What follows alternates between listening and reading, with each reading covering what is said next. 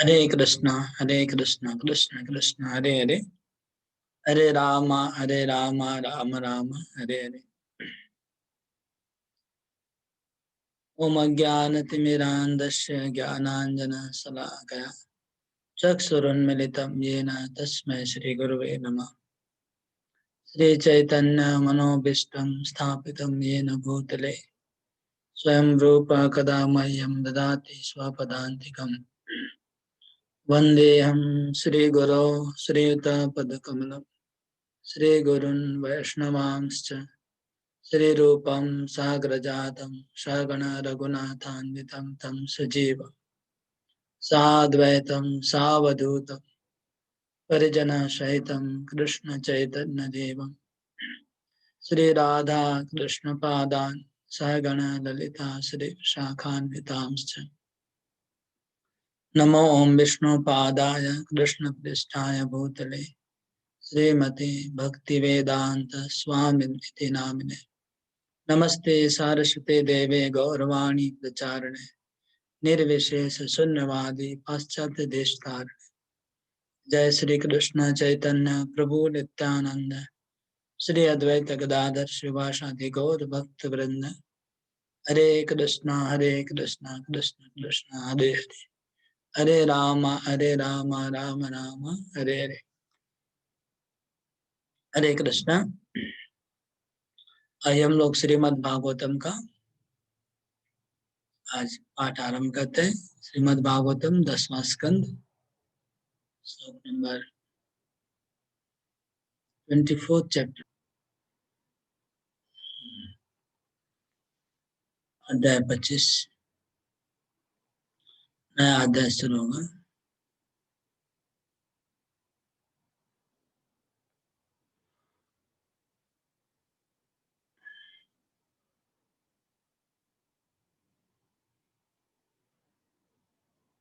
गोवर्धन धारण, ये चैप्टर का टाइटल है।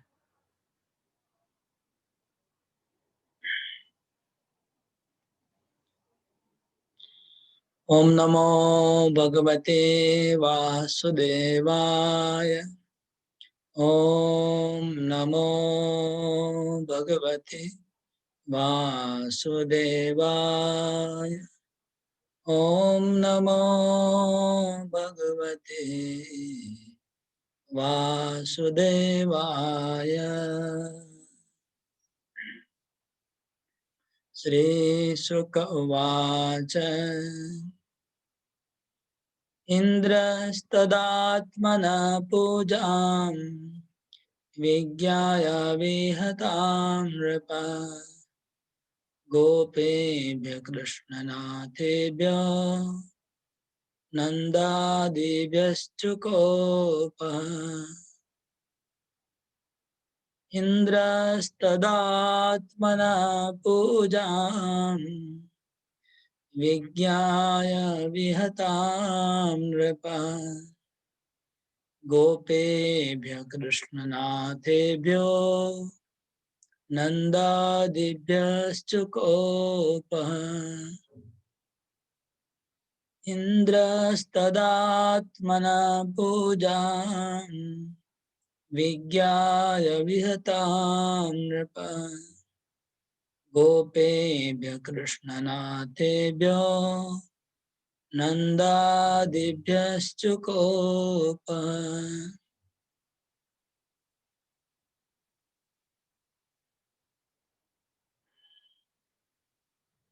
सुखदेव गोस्वामी ने कहा,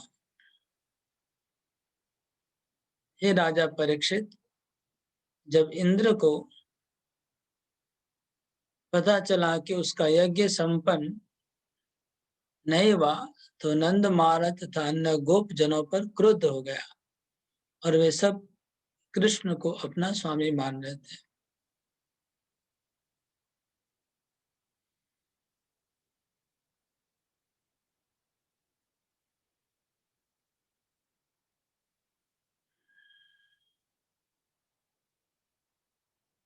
इंद्रस्तदात्मनं पूजा विज्ञाय विहताम नृप। नंदादिभ्य चुकोपहा। इंद्र को बहुत गुस्सा आया, इंद्र बहुत गुस्से में आ गए, क्रोध में आ गए। क्यों क्रोध में आए? इंद्र की पूजा बंद कर दी गई थी, पूजाम विहताम, उनकी पूजा बंद हो गई इंद्र की। इंद्र की पूजा बंद हो गई, इसलिए इंद्र बहुत क्रोधित हो गए। किनके प्रति? गोपेभ्यो, ब्रजवासियों के प्रति क्रोधित हो गए। और कौन से ब्रजवासी? कृष्ण नाथेभ्यो, जिन्होंने कृष्ण को अपना स्वामी माना है, वो इंद्र से भी ज्यादा प्रायोरिटी कृष्ण को दे रहे हैं। इतना सालों से जो इंद्र की पूजा चली आ रही है, जो इंद्र को वो लोग देवता मानते इतना दिन, अभी वो कृष्ण को बात मानने लगे। इंद्र को देवता नहीं मान रहे, अभी कृष्ण को देवता मान रहे हैं। कृष्ण को स्वामी मान रहे हैं। इतना दिन इंद्र को स्वामी मान रहे थे, क्योंकि इंद्र सब कुछ सप्लाई करता है, बारिश वगैरह, तो इंद्र को वो लोग अपना स्वामी व देवता मानते थे, उनकी पूजा चल रही थी। अभी इंद्र की पूजा बंद हो गई और कृष्ण को अपना स्वामी मानने लग गए, तो इसके लिए इंद्र को बहुत क्रोध आ रहा है, क्योंकि ये इंद्र को नहीं मान के कृष्ण को मान रहे अभी। ये बहुत बड़ा क्रोध का कारण बना है इंद्र के लिए। जैसे कि आ,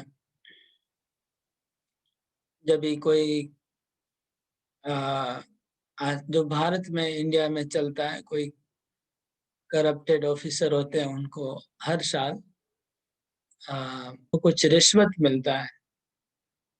हर साल उनके पास एक चंदा जाता है, स्पेशली जनरली दिवाली के समय चंदा जाता है। इसलिए ये पूजा भी दिवाली के समय होता था, दीपावली के दिन ही। इंद्र को भी दीपावली के दिन चंदा मिलता है। जैसे हर साल किसी ऑफिसर को चंदा मिलता है,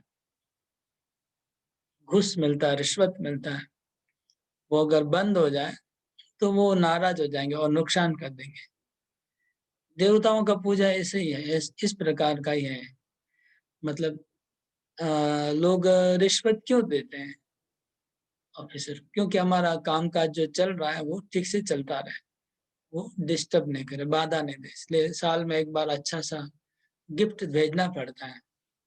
दीपावली के दिन सब जितने भी लोग इस तरह का काम करते हैं, उनको रिलेवेंट ऑफिसर को गिफ्ट भेजना पड़ता है। वो गिफ्ट नहीं जाने से नाराज हो जाएंगे। दीपावली के दिन चंदा देना पड़ता है। इंद्र ऐसे एक ऑफिसर है जिनको भगवान ने बिठाया हुआ है। तो इनका जो यज्ञ है, भेंट, यज्ञ में भेंट है, तो वो एक प्रकार का रिश्वत जैसा हो गया, क्योंकि दोनों का विन विन है। तुम हमको डिस्टर्ब मत करो, हमारा काम करने दो और हम तुमको पूजा करें। देवता की पूजा कुछ ऐसे ही है कि हम अपना संसार सुख से शांति से चलता रहे और आप भी पूजा लेते रहिए, और पूजा नहीं देने से नाराज हो जाएंगे, गुस्सा हो जाएंगे। तो ये तो फिर रिश्वत जैसा ही हो गया। इसलिए भगवान ने पिछले अध्याय में बहुत इसको कंडेम किया कि अगर ऐसा देवता कैसे हो सकता है कि आप जब कुछ मिलेगा तो आपके ऊपर खुशी रहेंगे, नहीं मिलेगा तो नाराज हो जाएंगे। फिर ऐसे ऐसे व्यक्ति को भगवान कैसे बोल सकते हैं? भगवान तो सबके प्रति दयालु और कृपालु होना चाहिए। तो ये जो डर के मारे जो पूजा करते हैं कि नहीं करने से नाराज हो जाएंगे, गुस्सा हो जाएंगे, वो सब सकाम कर्मी है, सकाम भक्त है। जो डर के मारे भक्ति करते हैं वो सकाम भक्त है। और जो लोग ऐसा पूजा बंद हो जाने से गुस्सा हो जाते हैं, वो भी सकाम देवता है। वो शुद्ध भक्त नहीं, वो सकाम देवता है। देवता है, वो भी सकाम भक्त है। तो पूजा करने वाले भी सकाम भक्त हैं, पूजा लेने वाले भी सकाम भक्त। ऐसे देवता भी सकाम भक्त हैं, जिनकी पूजा नहीं होने से नाराज हो जाएंगे। और ऐसे लोग जो कुछ लाभ के लिए पूजा करते हैं और सोचते हैं कि नहीं करने से नाराज हो जाएंगे, गुस्सा हो जाएंगे, नहीं, इस तरह से सोच के जो लोग पूजा करते हैं डर के मारे और स्वार्थ के लिए, वो भी सकाम भक्त, दोनों सकाम है। और ऐसा काम को बहुत कलुषित व मलिन, वो पूजा मलिन है। और पूजा मलिन है क्योंकि उसमें वासना जुड़ी हुई है पूजा के अंदर। और तो ये है, दोनों तरफ का प्रॉब्लम। और भगवान इसी बात को एस्टेब्लिश करना चाहते थे, इसी बात को भगवान प्रमाण करना चाहते थे, प्रमाणित करना चाहते थे और सबको शिक्षा देना चाहते थे। इसलिए भगवान ने लीला आरंभ की कि उनके इंद्र की पूजा बंद करवा दी और गोवर्धन की पूजा कर दी इंद्र के बदले में। इंद्र बहुत गुस्सा हो गया। अगले श्लोक में देखते हैं, 2 नंबर श्लोक। गणं सामर्तकं नाम मेघानां चान्तकारिणाम् इंद्र प्रचोदयत् क्रुद्धो वाक्यं चाहेशमान्युत। गणं सावर्तकं नाम मेघानां चान्तकारिणाम् इंद्र प्रचोदयत् क्रुद्धो वाक्यं चाहे समान्युत। क्रुद्ध इंद्र ने ब्रह्मांड का विनाश करने वाले बादलों के समूह को भेजा जो सावर्तक कहलाते हैं। वह अपने को सर्वोच्च नियंता मानते हुए इस प्रकार बोला।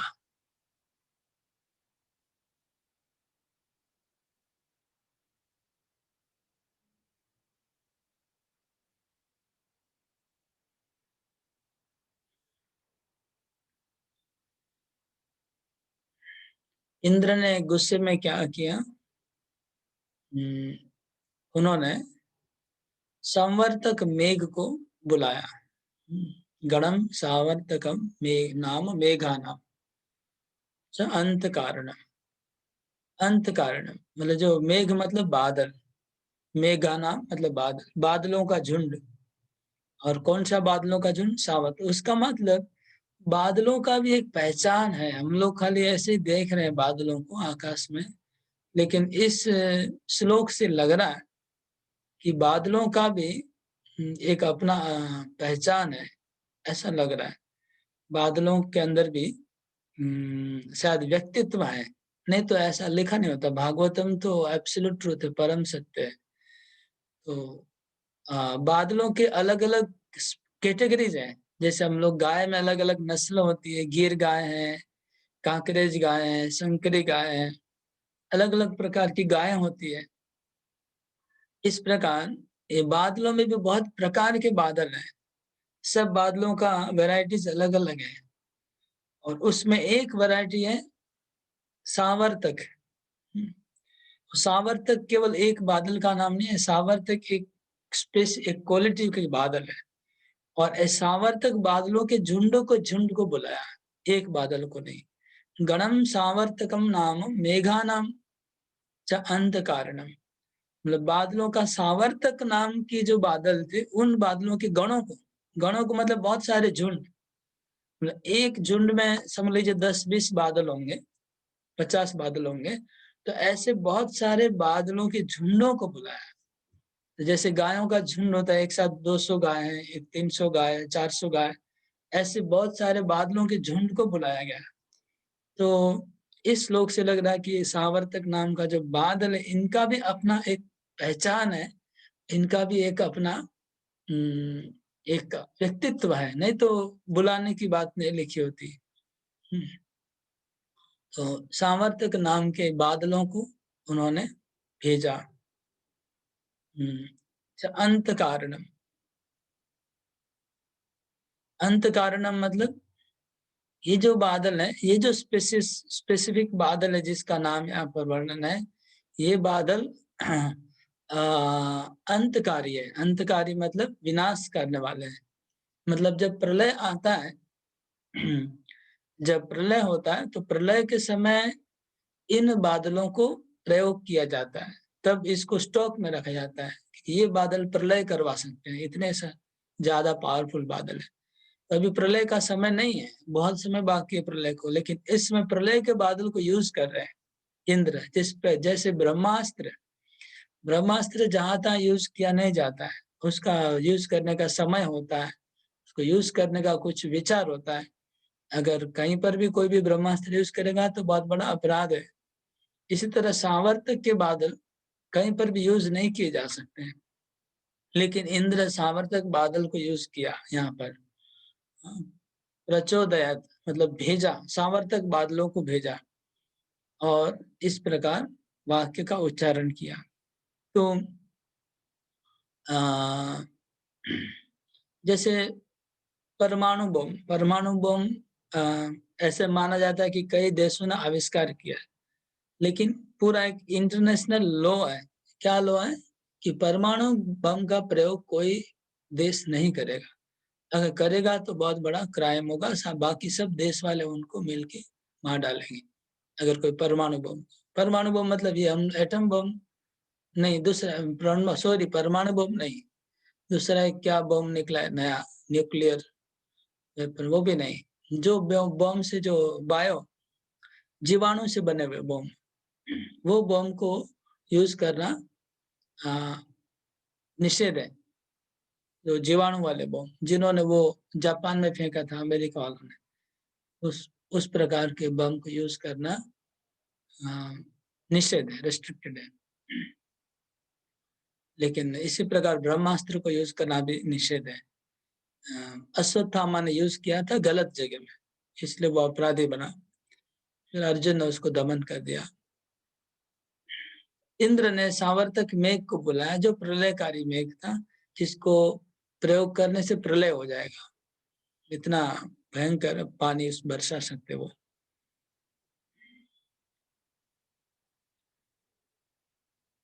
और इंद्र ने इस प्रकार बोला।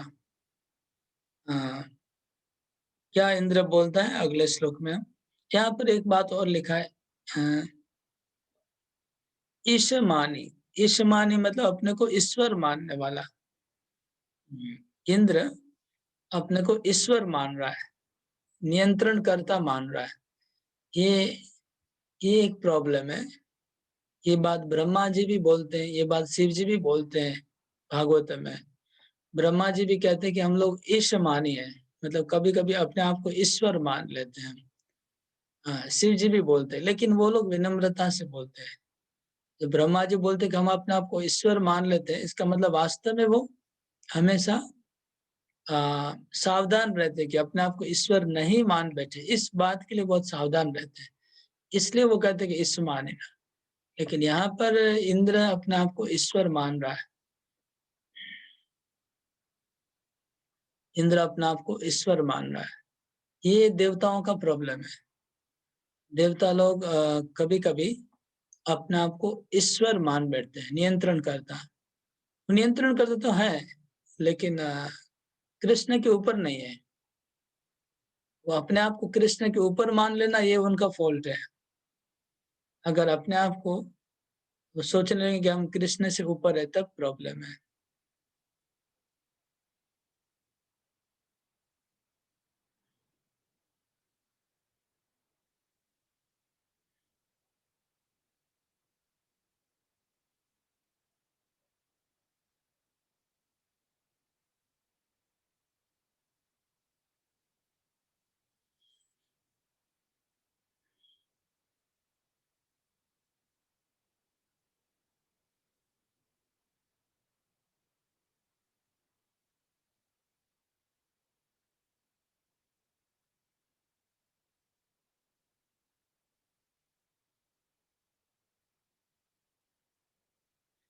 तो जैसे जो लोग ये पावर एक प्रॉब्लम है एक्चुअली।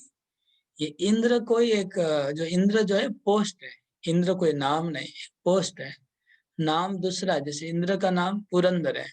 अभी जो इंद्र हैं उनका नाम पुरंदर है। तो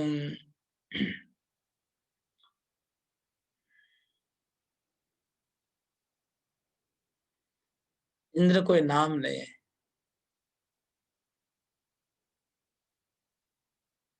पोस्ट है। तो ये जो पोस्ट है ना, उसका प्रॉब्लम है।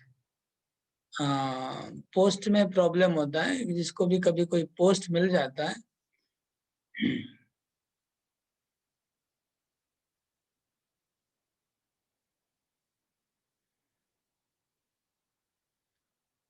पावर में आने के बाद लोगों को पावर का एक नशा चढ़ जाता है, और पावर में नशा चढ़ने के बाद सही गलत का विचार चला जाता है।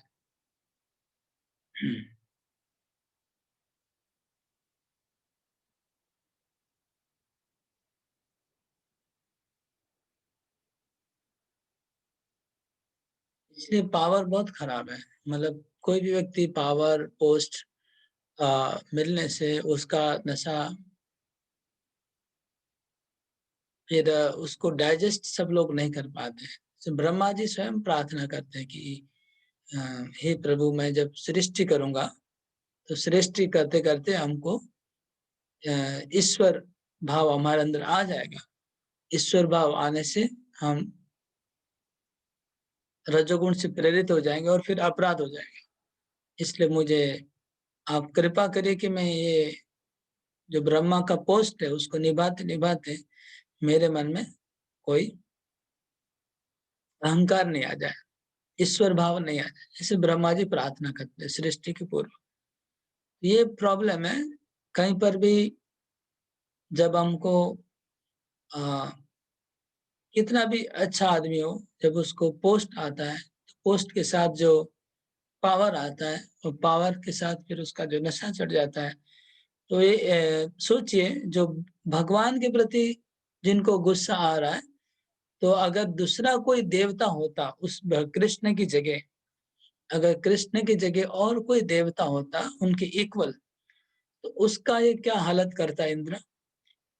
और अभी ये भी छोड़ दीजिए इंद्र इक्वल, अगर कोई साधारण आदमी होता, कोई दूसरा कोई साधारण व्यक्ति होता जो इंद्र के प्रति थोड़ा सा, इंद्र को अगर उससे नाराज हो जाता तो उसको क्या हालत करता है। तो ये पोस्ट का प्रॉब्लम है। पोस्ट में जो रहते हैं साधारण लोगों को तो बहुत टॉर्चर कर ही सकते हैं इजीली। जो पोस्ट वालों, ऑर्डिनरी लोगों को तो टॉर्चर करेंगे ही। मतलब जिनके पास कोई पावर नहीं उनको तो बहुत टॉर्चरिंग होगा। ऐसे ऐसे व्यक्ति, ऐसे घमंडी और अहंकारी लोग जब पावर में रहेंगे तो।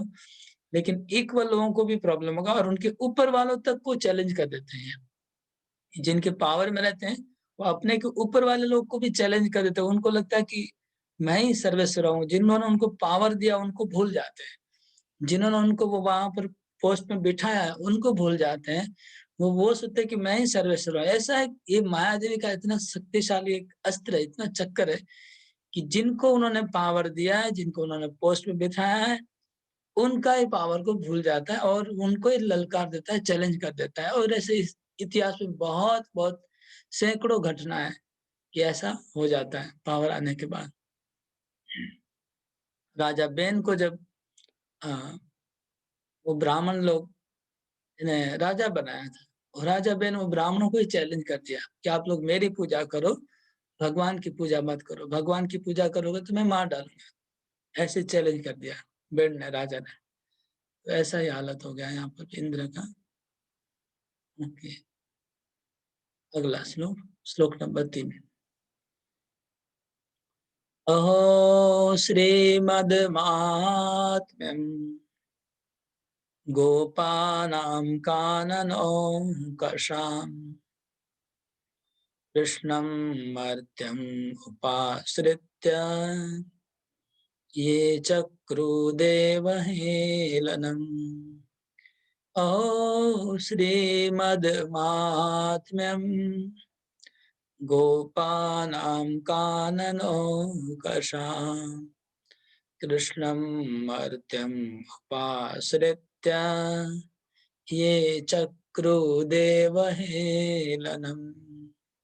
अहो श्रीमद्माहात्म्यम् गोपानां काननोऽङ्कषाम् कृष्णं मर्त्यम् उपाश्रित्य ये चक्रुदेवहेलनम्। क्रोध इंद्र ने ब्रह्मांड का विनाश करने वाली बात हो गया, सॉरी। इंद्र ने कहा, जरा देखो तो सही कि जंगल में वास करने वाले ग्वाले अपने वैभव से किस तरह उन्मत्त हो गए हैं। उन्होंने एक सामान्य मनुष्य कृष्ण की शरण ग्रहण की है और इस तरह उन्होंने देवताओं का अपमान किया है। देखिए, इंद्र कैसे सोच रहा है। हाँ, अहो श्रीमद् महात्म्यम। उल्टा बोल रहा है। जो जो बात इंद्र के लिए लागू होता है वो उनके लिए बोल रहा है। इंद्र कहता है कि देखिए पावर का नशा कैसा है। श्रीमद् महात्म्यम। श्री मतलब धन और ऐश्वर्य। तो धन और ऐश्वर्य का नशा देखिए कैसा है। श्री मद, श्री मतलब धन, मद मतलब नशा, और महात्म मतलब पावर। तो देखिए धन का, पावर का नशा कैसा होता है। गोपाना कानन ओकशा। ग्वाले, जंगल में रहने वाले जंगली ग्वालों का बुद्धि देखिए कैसा भ्रष्ट हो गया। इंद्र बोल रहा है कि जंगल के रहने वाले जंगली लोग है। कानन, कानन मतलब जंगल, कानन ओकशा मतलब जंगली लोग, आदिवासी लोग। ये जंगली आदिवासी लोग, इनके पास पैसा ज्यादा हो गया, धन ज्यादा हो गया, ऐश्वर्य ज्यादा हो गया, और धन के नशे में ये कैसे नशे ग्रस्त हो गए कि मुझे अपने देवता को भूल के एक मनुष्य की पूजा करने लगे। मनुष्य की बात सुन रहे, मनुष्य को अपना अपना नेता बना लिए, मुझे छोड़ दिए। इंद्र खुद नशे में है, सोचिए पावर के, और उसको लग रहा है कि व्रजवासी लोग नशे में। किस नशे में व्रजवासी? ऐश्वर्य, क्योंकि व्रजवासी में बहुत गाय हैं। मतलब एक बात तो ऐसे प्रमाणित हो गया कि व्रजवासी इतने ऐश्वर्यवान थे, इतनी गाय थी, इतना दूध, इतना दही। उस जमाने में गाय कोई संपत्ति मानी जाती थी। आज के जमाने में जैसे बैंक में कितना बैलेंस है, कितना कंपनी है, ऐसे गिनते। उस जमाने में कितनी गाय है किसके पास, उससे हिसाब किया था कितना धनी है। तो गोधन सबसे बड़ा धन है। गोधन बहुत सबसे बड़ा। अभी अभी आजकल के लोग जानते नहीं गाय को कैसे, आ, गाय का कैसे सेवा, गाय की कैसे यूटिलिटी क्या है गाय की, पता नहीं लोगों को। इसलिए नहीं तो गोधन बहुत बड़ा धन माना जाता था उस जमाने में। तो इसलिए इतना गाय थी उन लोग के पास, इतना ऐश्वर्य था कि इवन इंद्र को भी बोलना पड़ा है कि ये लोग धन के नशे में है। तो कितना धन होगा, गोधन होगा ब्रजवासी, ये हम कल्पना कर सकते हैं। तो इंद्र खुद पावर के नशे में है, और वो बोला है कि ये लोग धन के नशे में है। तो एक धन का नशा भी होता है और एक पावर का नशा भी होता है, दोनों नशा अलग होता है।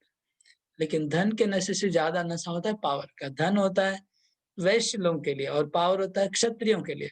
तो क्षत्रिय वैश्य से ऊपर होता है। तो क्षत्रियों का जो नशा है पावर का है। तो बोलते हैं कि इनका धन का नशा कितना है कि धन के नशे में आकर के ये लोग मुझे भूल गए। मैं देवता हूँ, मैं देवता हूँ, मेरा अपराध कर रहे हैं, देवता का अपराध कर रहे हैं, एक मनुष्य को आश्रय ले रहे हैं। कि भगवान कृष्ण तो भगवान है, लेकिन कृष्ण मनुष्य का लीला कर रहे हैं। कृष्ण मनुष्य का लीला कर रहे हैं। हाँ, ये भगवान है लेकिन मानव लीला कर रहे हैं। तो कई बार सवाल आता है कि क्या इंद्र को पता नहीं था कि कृष्ण भगवान है? क्योंकि जब पृथ्वी पे पाप का भार बढ़ गया था, तो ये इंद्र आदि सब देवता लोग क्षीर सागर गए थे और जाके भगवान को प्रार्थना की थी, आप अवतार लीजिए। तो उनकी प्रार्थना से भगवान ने अवतार लिया, और भगवान ने कहा कि मैं ऐसे ऐसे यादव कुल में जन्म लूंगा।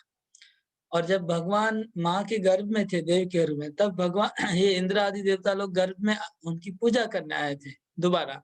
तो पहली बार तो क्षीर सागर में मुलाकात हुआ भगवान से, दोबारा गर्भ में स्तुति की। गर्भ में स्तुति करके उन्होंने कहा कि हे प्रभु आप अवतार ले रहे हैं, ये वो बहुत लंबी प्रार्थना की। और देवता लोग को पता है जो बच्चों का जो एक्सचेंज हुआ, ये जो मथुरा से जो उधर ले जाया गया वृंदावन, देवता लोग तो देख पाते हैं, कंस नहीं देख पाएगा, असुर है, लेकिन देवता लोग तो जानते होंगे कि एक्सचेंज हुआ है बच्चा का।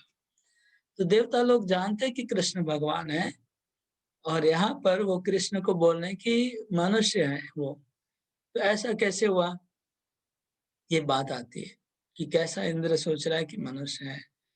तो इसका आंसर जो हमको कृष्ण एक्चुअली अपनी जो मानव लीला करते हैं, वो इस प्रकार की लीला करते हैं कि बड़े-बड़े लोग मोहित हो जाते हैं। उनकी लीला देख के मोहित हो जाते हैं। लीला इतनी साधारण मनुष्य की जैसी लीला करते भगवान कि कोई सोचेगा कि हो ही नहीं, ये असंभव, ये हो ही नहीं सकता, ये भगवान है। ये असंभव है कि ये भगवान है। हुँ? जैसे अगर कोई देश का प्रेसिडेंट है व प्राइम मिनिस्टर है, वो अगर आपको हावड़ा स्टेशन में अगर कोई बस्ता ढो के जा रहा है, हाँ, तो देखने में एकदम उसका मेकअप समझ लीजिए एकदम प्रेसिडेंट के जैसा मेकअप कर लिया, पूरा बॉडी में एकदम ऐसा ही दाढ़ी रख दिया, ऐसा ही कपड़ा पहन लिया, पूरा एकदम कॉपी। हुँ। तो सोच गए मेकअप कर लिया है वो प्राइम मिनिस्टर का मेकअप किया है, प्राइम मिनिस्टर हो ही नहीं सकता, ऐसा कैसे हो सकता है? मतलब समझ लीजिए कि हाँ, मुँह में लार निकल रही है, पसीना-पसीना है और एकदम दिख रहा है, प्राइम मिनिस्टर है, एकदम दिख रहा है, लेकिन पूरा पसीना-पसीना है और जो तो असंभव कोई कोई नहीं विश्वास करेगा कि ये प्राइम मिनिस्टर है, असंभव। तो अ, इस प्रकार कृष्ण जब मानव लीला करते हैं तो अपनी भगवत्ता को बहुत दूर फेंक देते हैं और अपने पिताजी के जूते को सर पे ढो रहे हैं। पिताजी बुलाते हैं कि पिताजी बोलते हैं कि मेरा जूता लेके आओ, तो कृष्ण पिता उनका आनंद महाराज के खड़ाम बहुत बड़े हैं, लकड़ी के खड़ाम में बहुत बड़े हैं। खड़ाम पहनते हैं तो ग्वाल लोग आप जानते होंगे, हमने बचपन में देखे, हमारे पिताजी लोग की खड़ाम इतनी भारी होती थी क्योंकि वो जंगल में पहनने के लिए होता है। तो वो जो इतनी खड़ाम होती है भारी, तो छोटे बच्चे के लिए कृष्ण उठा नहीं पाते थे।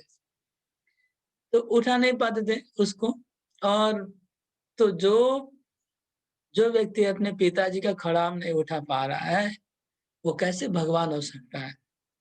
और जूता भी सर पे उठाएँगे भी क्यों? तो ये जो भगवान की ऐसी-ऐसी लीला है, जो भले-भले का अ, होश उड़ा देता है, ये हो नहीं सकता है, कृष्ण नहीं है। तो भल-भला आदमी चक्कर में पड़ जाता है। इसलिए ऐसा हुआ है कि कृष्ण की वो जो माधुर्य है, लीला माधुरी, वो मोहित कर दी इंद्र को और इंद्र सोचने लगा ये मनुष्य है।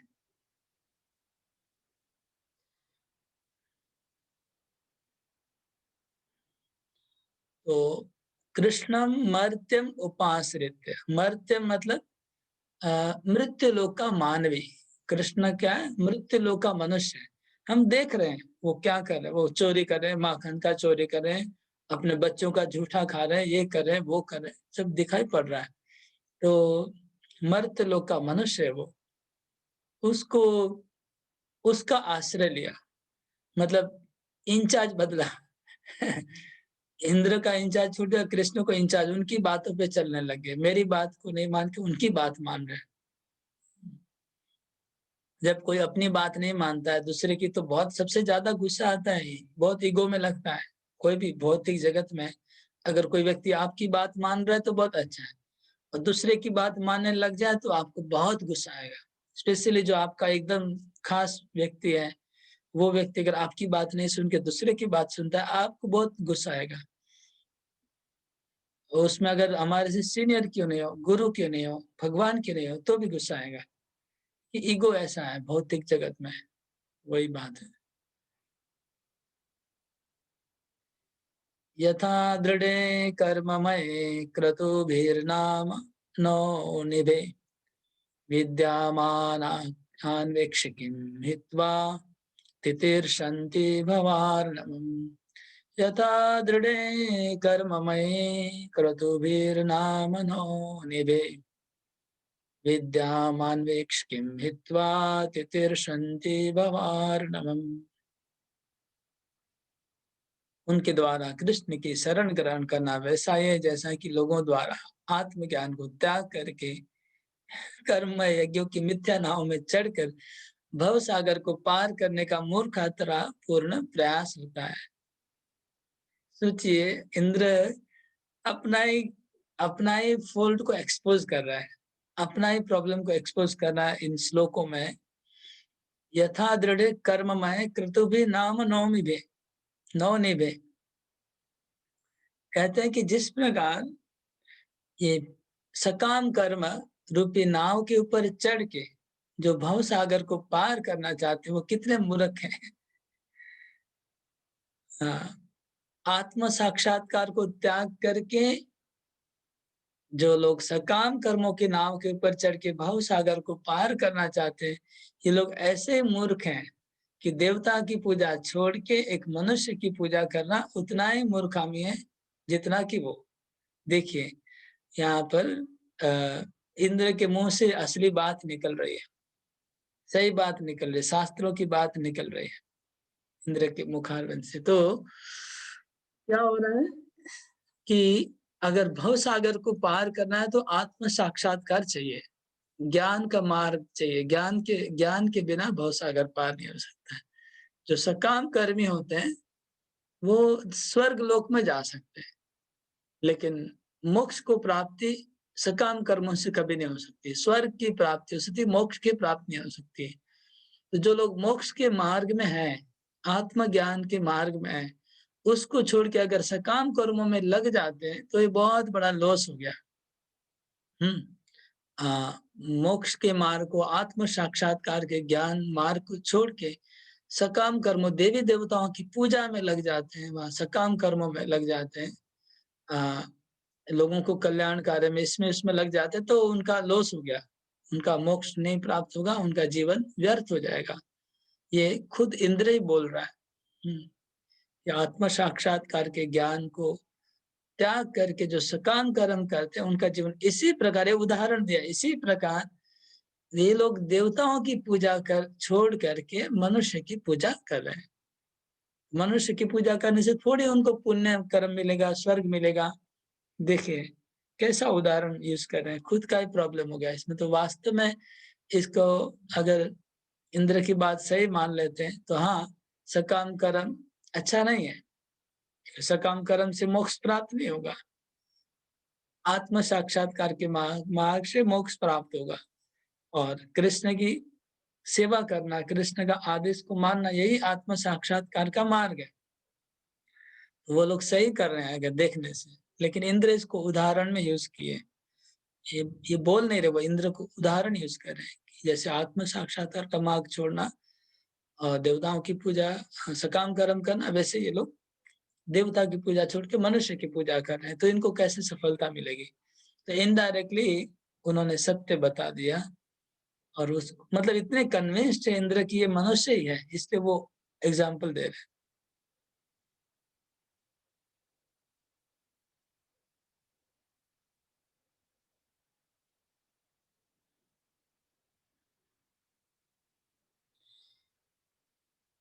वाचालं बालिशं स्तब्धम् अज्ञं पण्डितमानिनम् कृष्णं मर्त्यम् उपाश्रित्य गोपा मे चक्रुरप्रियम्।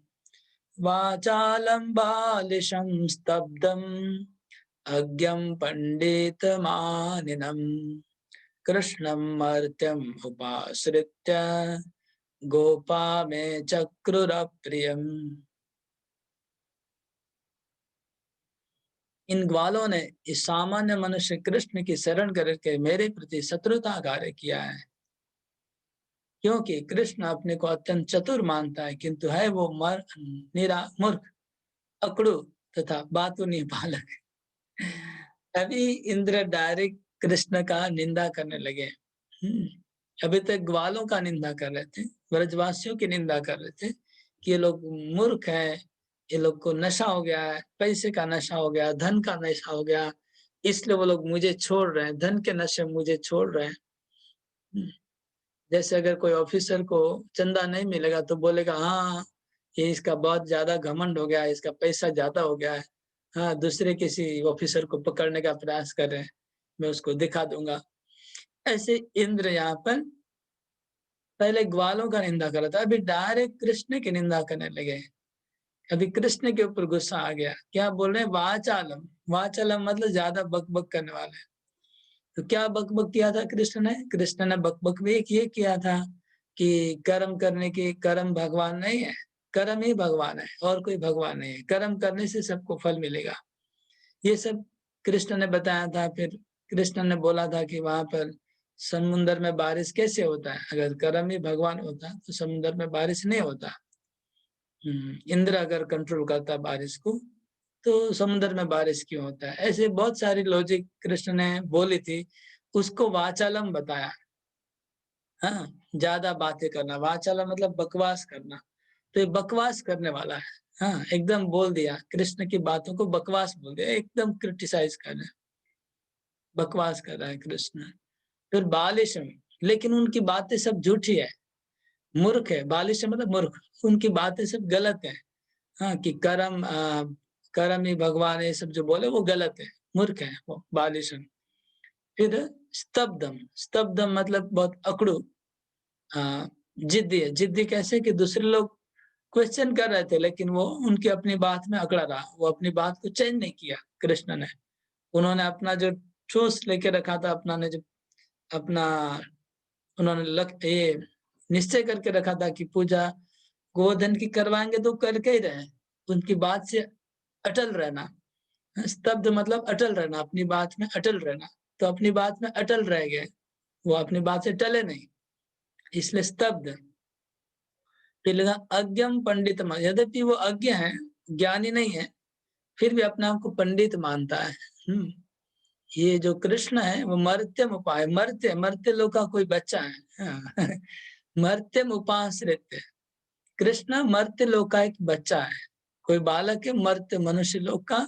खाली बहुत पंडित मानता है अपने आप को, लेकिन वो मूर्ख है और अज्ञ है, और वो थोड़ा जिद्दी है, अपने बात की रखता है, चल रहता है, और वो बालिश से बच्चा है, बालक है, चाइल्डिश है, और वो ज्यादा बक बक करता है, ऐसा है वो। लेकिन इसका वो लोग आश्रय ले लिए, क्योंकि वो पंडिताई कर रहा है, इसलिए लोग उनका कृष्णम उपाश्रित, ये ग्वाले लोग उनका ही आश्रय ले लिया, और आश्रय लेके गोपा में चक्रुर अप्रियम, और मेरे साथ अप्रिय कार्य किया, मेरे साथ अन्याय किया, मेरा अपमान किया है, लोग ने मुझे इंसल्ट कर दिया है, मेरा बहुत बड़ा अपमान हो गया, अचानक मेरी पूजा बंद कर दी है उनकी बातों में आकर के। इस तरह से इंद्र आ, इंद्र इस तरह से बहुत ज्यादा कृष्ण के प्रति गुस्सा हो गए और उनके अगेंस्ट में बोलने लगे।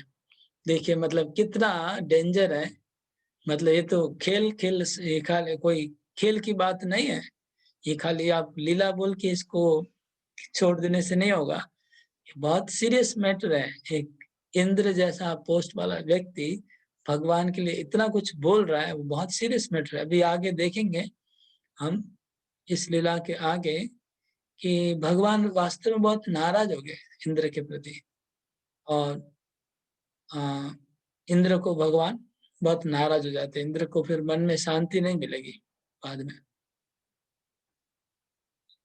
ठीक है, हरे कृष्ण, यहाँ पर रखते हैं आज, फिर आगे बढ़ेंगे हम लोग। तो